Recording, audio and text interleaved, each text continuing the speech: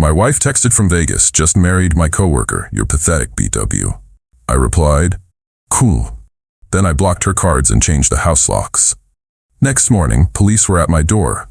I, 34 male, got the text at 2:47 a.m. on a Tuesday. My wife Linda, 31, was supposed to be at a work conference in Vegas. The message included a photo of her and William, her coworker, holding up marriage certificates outside some tacky chapel. The full text read, just married William, been sleeping with him for 8 months. You're pathetic, BTW. Your limp dick energy made this so easy. Enjoy your sad little life. I stared at my phone for maybe 30 seconds. Then I typed back one word, cool. Before she could respond, I got to work. See, Linda might have been sneaky about her affair, but she was terrible at managing finances. Everything was in my name. The house, the main accounts, even her credit cards were just authorized user cards on my accounts. By 3:15 a.m., I'd canceled all her cards, changed every password she knew, removed her as authorized user on everything, called a 24-hour locksmith, cost me $300, but worth it. Screenshot everything from my records. The locksmith arrived at 4 a.m. By 5 a.m., new locks were installed. I even changed the garage code. Then I went back to bed. Woke up at 8 a.m. to pounding on my door. 2 cops standing there, looking annoyed. Sir, we got a call about a domestic situation. Your wife says you locked her out of her home? I showed them the Vegas marriage text. She's not my wife anymore. She married someone else 5 hours ago. The older cop's eyebrows shot up. The younger one tried to keep a straight face, but I saw his mouth twitch. She's saying you stole her belongings and money. Officers, I have documentation showing this is my house, purchased before marriage. The credit cards were in my name. She was just an authorized user. I haven't touched any of her personal belongings. They asked to verify the text was real. I showed them my phone, the timestamp, everything. The older cop sighed. Ma'am, he said into his radio, you need to figure this out through lawyers. We can't force him to let you in if you married someone else. I heard screeching through their radio. Linda was pissed. The cops left after warning me not to destroy her belongings. I assured them everything would be waiting for her, outside. Update 1, holy shit, this blew up. To answer common questions, yes, this is real. No, we don't have kids, thank God. Yes, I'm getting a lawyer.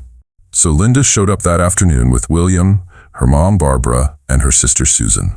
William looked like he wanted to be anywhere else. Guess the Vegas high wore off quick when he realized his new wife was homeless and broke. They tried everything. Barbara threatened to call the cops again. I reminded her how that went. Susan called me a controlling psycho. William tried to act tough until I mentioned I'd be forwarding their wedding photo to HR at their company. They have a strict no fraternization policy. Linda ugly cried about how I was financially abusing her. I'd already packed her stuff in boxes and put them in the garage. Told them they had 1 hour to load up and leave. The best part? Linda tried to use her credit card at the U-Haul place. Declined. William had to pay. His face was priceless. But here's where it gets good. My lawyer called yesterday. Linda's trying to claim she was drunk and manipulated into the Vegas marriage. She wants it annulled and wants to claim rights to our house because we were still technically married when she left for Vegas. My lawyer literally laughed. She sent you written proof of adultery and bigamy. She's done for. Also found out through mutual friends that William's been living in his mom's basement. He thought Linda had money. LMAO. More updates coming. This is far from over. Update 2, buckle up, because Linda went full nuclear. First, she started a social media campaign. Posted everywhere that I was an abusive narcissist who trapped her in a loveless marriage and forced her to find love elsewhere. Her mom and sister shared it everywhere. Some of our mutual friends actually believed it. But Linda forgot one thing. I'm friends with David, who's basically the tech genius of our friend group. He helped me recover some very interesting Facebook messages between her and William going back over a year, including her bragging about how she was playing the long game and securing the bag before leaving me. My favorite message. He's so stupid. I've been moving money from our joint grocery account for months. Almost have enough for my dream wedding with you, baby. Yeah, about that joint grocery account. It was actually just my account that I let her use for household expenses. I pulled the statements. She'd been withdrawing cash for groceries and spending maybe half. The rest? Who knows? I posted the screenshots. Her narrative crumbled fast. Then came the extinction burst. 1. She convinced her dad to call my boss, claiming I was harassing his daughter. My boss knew the whole story and told him to get lost, professionally. 2. She tried to break into the house at 3 a.m. My new cameras caught everything. She was screaming about her grandmother's jewelry that her grandma was still wearing because, she's alive. 3. She claimed I killed her cat. We've never had a cat. I'm allergic. 4. She started calling my mom, crying about how she made a mistake and William means nothing. My mom told her, "You should have thought about that before sleeping with him for 8 months, dear." But the peak entitlement came yesterday.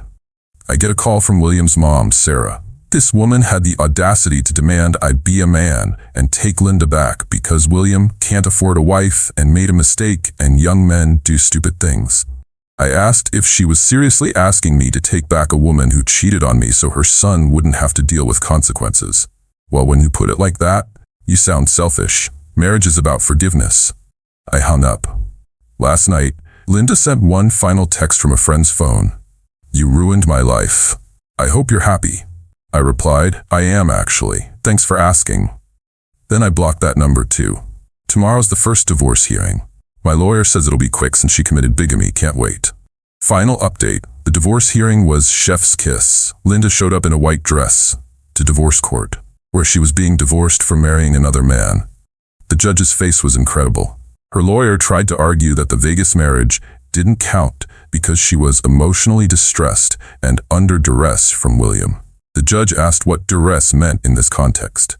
He promised her things, made her believe leaving her marriage was the only option. My lawyer stood up. "Your Honor, I have 73 pages of Facebook messages showing what last name is she using now? Anyway, showing the defendant actively planning this for over a year." The judge reviewed them. His expression went from professional to disgusted to almost amused. "Ma'am, did you write," and I quote, "can't wait to see his stupid face when he realizes I took him for everything?" Linda turned red.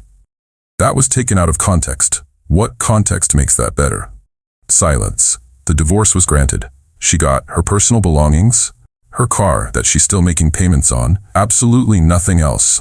She has to pay Memi alimony for 6 months because I supported her through her certification program last year. It's only $500 a month, but the rage on her face was worth millions. Outside the courthouse, Barbara started screeching about how I was stealing from her baby. Susan tried to throw coffee at me but missed and hit Sarah, William's mom, who had shown up to support young love. The coffee fight that ensued between the two moms was something. Security got involved. Plot twist. William wasn't even there.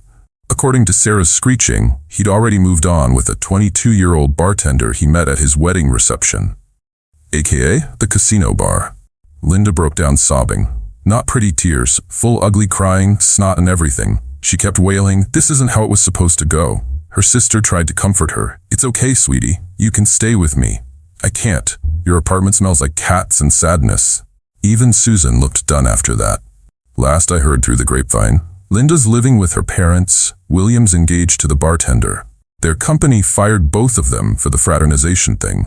Barbara's been banned from 2 Starbucks for harassing baristas who look like that bastard. Susan posted about cutting off toxic family members.